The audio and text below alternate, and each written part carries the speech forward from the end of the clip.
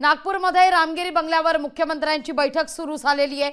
मुख्यमंत्री एकनाथ शिंदे, देवेंद्र फडणवीस आणि अजित पवार या बैठकीकरता उपस्थित आहेत। या बैठकीत विविध मुद्द्यांवर चर्चा सुरू असल्याची माहिती सुद्धा आहे। या बैठकीमध्ये आपण पाहतोय मुख्यमंत्री एकनाथ शिंदे, उपमुख्यमंत्री अजित पवार आणि उपमुख्यमंत्री देवेंद्र फडणवीस पोहोचलेले आहेत। नागपूरमध्ये रामगिरी बंगल्यावर मुख्यमंत्र्यांची आता बैठक सुरू झालेली आहे। काल रात्री सुद्धा वर्षा निवासस्थानी खलबत झालेली होती आणि यानंतर आता नागपूरमध्ये रामगिरी बंगल्यावर मुख्यमंत्र्यांच्या बैठकीला सुरुवात झाल्याची बातमी आता समोर येते। ही थेट दृश्य नागपूरमधली आपण पाहतोय।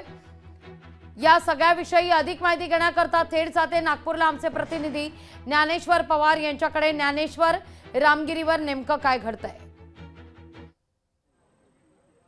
अगदीच महायुतीतील सगळेच जे प्रमुख नेते आहेत ते आता थोड्या वेळापूर्वी जे आहे ते रामगिरी जो निवासस्थान आहे मुख्यमंत्र्यांचं शासकीय निवासस्थान या ठिकाणी दाखल झालं आहे।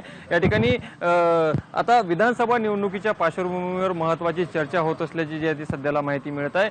एकूणच उपमुख्यमंत्री देवेंद्र फडणवीस असतील, अजित पवार असतील, त्याचबरोबर प्रफुल्ल पटेल, चंद्रशेखर बावनकुळे आणि मुख्यमंत्री यांच्या मध्ये जी आहे ती बैठक पार पडते आहे। जवळपास 8:30 वाजता जे आहे ते सगळे प्रमुख नेते आतमध्ये जे आहे ते दाखल झाले। अजूनही बैठक सुरू आहे आणि आज जर बघितलं तर नियोजित जे मुख्यमंत्र्यांचा दौरा होता तो लाडकी बहीण योजनेसंदर्भात होता। आज तो कार्यक्रम आटोपल्यानंतर 4 वाजता शासकीय विमानाने मुख्यमंत्री जे आहे ते मुंबईकडे रवाना होणार होते। मात्र ऐनवेळी त्यांनी त्या कार्यक्रमामध्ये बदल करून जे आहे ते या ठिकाणी बैठकीची जी आहे ती आखणी आखण्यात आली आहे। त्यामुळे एकूणच पाहू शकतो की या बैठकीमध्ये जे आहे ते महायुतीचे जे काही प्रमुख नेते आहेत ते सगळे जे आहे ते आगामी विधानसभा निवडणुकीच्या पार्श्वभूमीवरती कशा पद्धतीने जागा वाटप होतील या संबंधित चर्चा होण्याची जी आहे ती आता सध्याला शक्यता वर्तवली जात आहे।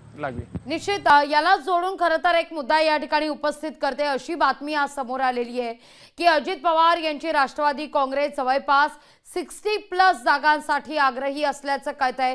त्या अनुषंगाने एक वक्तव्य सुद्धा करण्यात आलेलं होतं। आपल्या 54 जागा आहेत त्या आपण घेणारच आहोत, इतरही जागा घेण्याचा राष्ट्रवादी काँग्रेसचा मानस आहे। त्या दृष्टिकोनातून या बैठकी अंतर्गत चर्चा होत असल्याचं काही कळतंय का? काही संकेत मिळतात का? सद्यस्थितीत तरी याबद्दल काही स्पष्टता नाही। मात्र निश्चितच अजित पवार गट जे आहे ते 60हूनही अधिक जागा जे आहे ते मागण्यावर जे आहे ते आग्रही असल्याची चर्चा नक्कीच आहे आणि त्या संदर्भामध्ये अजित पवार यांच्यासोबत स्वतः प्रफुल्ल पटेल देखील या ठिकाणी उपस्थित आहे आणि त्याचबरोबर भाजपचे चंद्रशेखर बावनकुळे, देवेंद्र फडणवीस आणि एकनाथ शिंदे या सगळ्यांमध्ये जे आहे ते या संदर्भात नक्कीच आज या ठिकाणी खलबत होण्याची जी आहे ती शक्यता वर्तवण्यात आहे। कारण की निवडणुका तोंडावर आलेल्या आहे मात्र अद्यापही जागा वाटप न झाल्यामुळे कशा पद्धतीने विधानसभा मतदारसंघात तयारी करायची याची सुनिश्चितता होत नाही। त्याचमुळे जे आहे ते तात्काळ स्वरूपामध्ये मुख्यमंत्र्यांनी जे आहे ते आपला जो नियोजित दौरा होता 4 वाजता ते शासकीय विमानाने मुंबईला परत जाणार होते। मात्र ऐनवेळी जे आहे ते दोन्ही उपमुख्यमंत्री त्यांच्यासोबत जे आहे ते या ठिकाणी आता बैठक आयोजित केली आहे आणि आज उपमुख्यमंत्री अजित पवार आणि देवेंद्र फडणवीस दोन्ही नागपूरमध्ये मुक्काम राहणार आहेत। ते उद्या सकाळी जातील। मात्र मुख्यमंत्री जे आहे ते फक्त बैठकीसाठी या ठिकाणी थांबणार आहेत आणि जवळपास 10 वाजता जे 10च्या दरम्यान जवळपास ही बैठक चालली आहे त्यानंतर मुख्यमंत्री या ठिकाणून जातील अशी जी आहे ती सद्यस्थितीत माहिती मिळते आहे। ज्ञानेश्वर, तुर्तास धन्यवाद तुम्ही दिलेल्या सविस्तर माहिती करता। लोकशाही मराठी ऐका, पहा, जागरूक रहा।